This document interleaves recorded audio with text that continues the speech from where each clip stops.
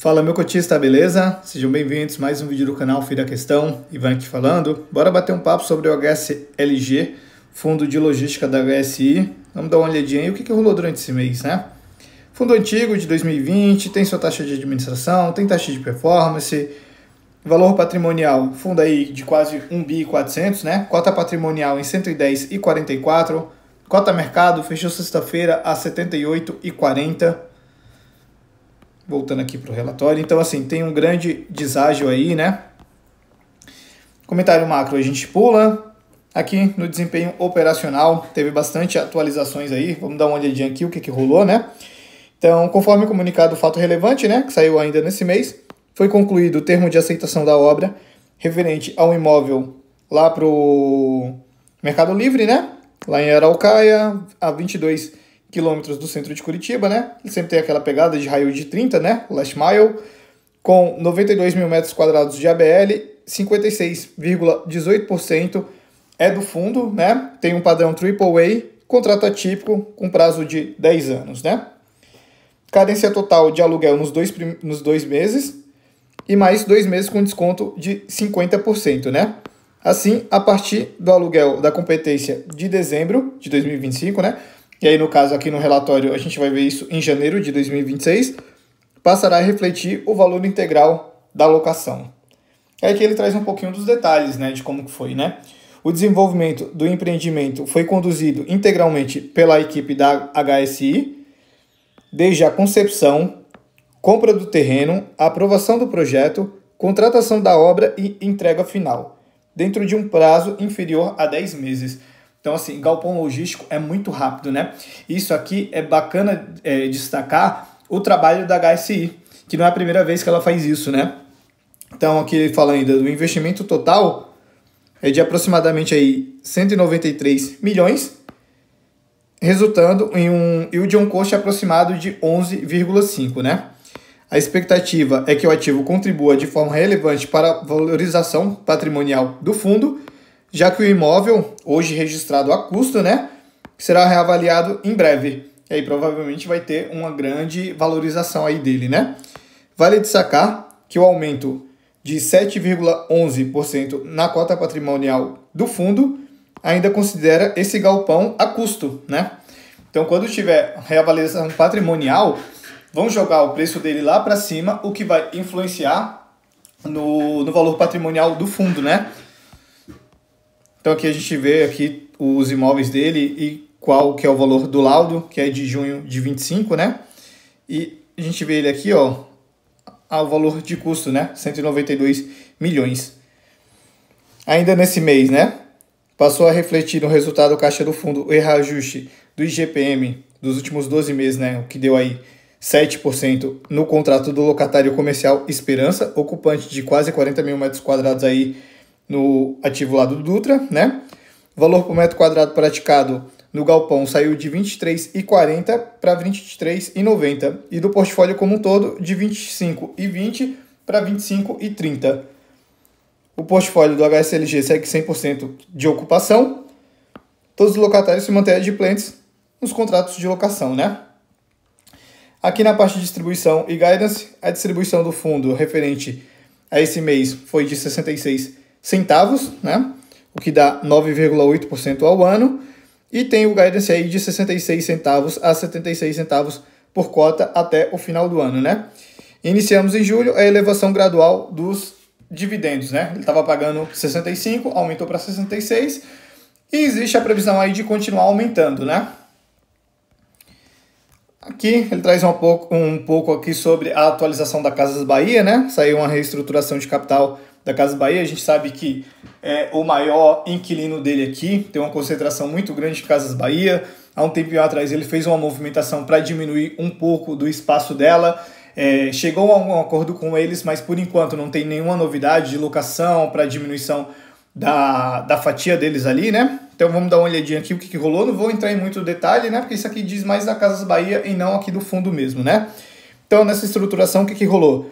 Antecipação do prazo de conversão das debêntures da segunda série, o reperfilamento das debêntures da primeira série, né? E aí essas iniciativas aí resultaram na redução da dívida líquida da companhia em 1,5 bilhão, né?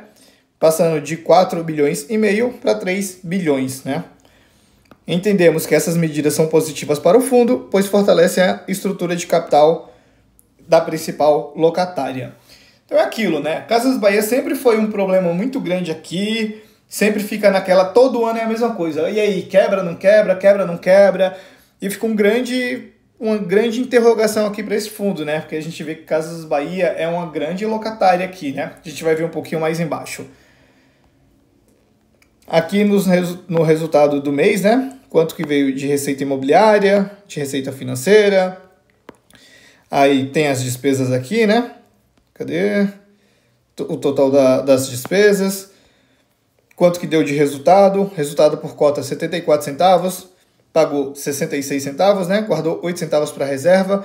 Então antes que era de 97 centavos, guardou mais 8, ficou R$ 1,05. Então, assim, esse aqui, dá para ele subir muito o rendimento dele aí, ó. Tá com uma reserva muito boa aí de 1,5, né? E a gente vê que o resultado recorrente dele é mais ou menos isso aqui mesmo. Então, a gente vê pro guidance aí, né? Até o final do ano é de 76 a 66 centavos. Então, assim, facilmente, a partir do mês que vem, daria para ele pagar 70 centavos aí tranquilamente. Tranquilamente mesmo. Aqui na parte de liquidez, a gente vê que são 40 mil cotistas, né? Volume médio diário de negociação foram 450 mil. Os tipos de investidores. Aqui a gente vê receita contratada por locatário. Aqui, Casas Bahia, ó, representa 32% do retorno do fundo aqui, ó, 32% está alocado em Casas Bahia, né? E Mercado Livre já está aparecendo aqui com mais 13%. E aí, o acordo que eles fizeram há algum tempo atrás foi nessa potencial redução aqui de novas comercializações dentro do que a Casas Bahia ocupa, né? Que foram aqui de 12,6%, né?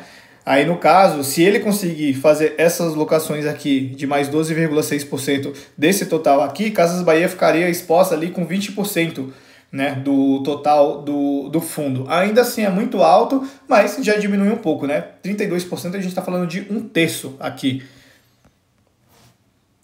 Aluguel médio, 25 e 30. Receita contratada, a gente vê que 62% contrato típico, 37% contrato atípico. Índice de reajuste IPCA é a maior parte aí, tem um pouquinho aqui em IGPM. Todos os galpões aqui em um raio de 30. Então, 41% dos galpões estão localizados em São Paulo. Aí tem Paraná, Amazonas e Minas. Região Sudeste bem predominante. Reajuste aqui por índices de IPCA e IGPM. Para o mês de agosto aí tem pouquinho, né? Para o final do ano aí tem pouquinho, só em outubro aí que tem 13% aí em IPCA, né? Vencimento dos contratos e revisional dos contratos, também bem tranquilo, né? Revisional dos contratos vai ter bastante aí para 2026, né? 22% aí para fazer revisional. Vacância física e inadimplência, zerado os dois. As obrigações aqui tem uma alavancagem aí de 19%, né? Total de dívida 347 milhões. E a média aqui é IPCA mais 7,67 e CDI mais 2,18, né? Aqui a gente tem o cronograma de amortizações. Então hoje ele tem aqui em caixa 42 milhões. Isso aqui dá para ele pagar aí esses próximos 3 anos aí, né? Esse ano, atual ano 26 e 27, tranquilo. E aí o caixa zera e em 28 aí ele tem uma dívida de 78 milhões. Então vamos ver como que ele vai fazer, né? Tudo bem que é um espaço de tempo muito grande até 2028. Eu acredito que, se Deus quiser, a gente vai ter uma janela aí muito boa do mercado, vai conseguir emitir, vai conseguir resolver essas questões, né? Mas é bom ficar de olho, né? Aqui a gente vê o portfólio dele. Então, o do Mercado Livre já começou a aparecer aqui, né? Ele é dono de 56,18%. Aqui a gente vê os galpões, né? Até 15 km das capitais, 31%. E de 15 a 30, 68%. E aqui a gente vê cada um dos imóveis dele. O Dutra, São José dos Pinhais, que está alugado para Casas Bahia. Qual que é o outro da casa? Aqui, ó, o Contagem também é da Casas Bahia, né? Então esses dois aqui são da Casas Bahia.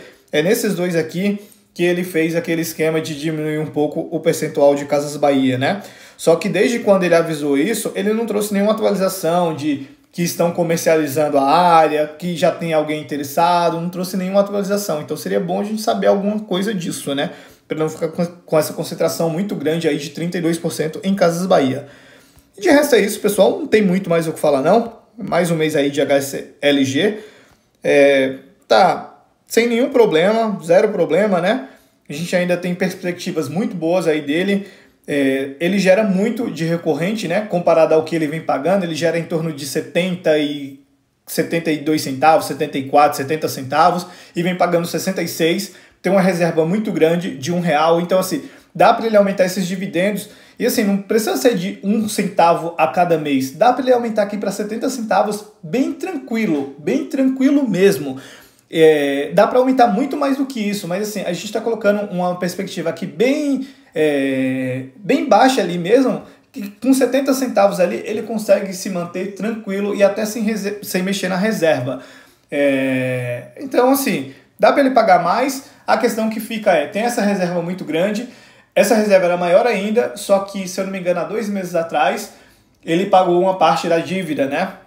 E acabou consumindo uma boa parte da reserva, tanto aqui quanto no HSML. E aí provavelmente ele vai continuar fazendo isso, né? Mas enfim, dá para ele aumentar isso aqui, essa distribuição aí tranquilamente. E é isso, pessoal. Então se gostou do vídeo, deixa o like, tá? Se gostou mais ainda, se inscreve no canal, ativa o sininho para não perder nada. Segue lá no Instagram também, @ofidaqestão. E é isso, galera. Valeu, abraço!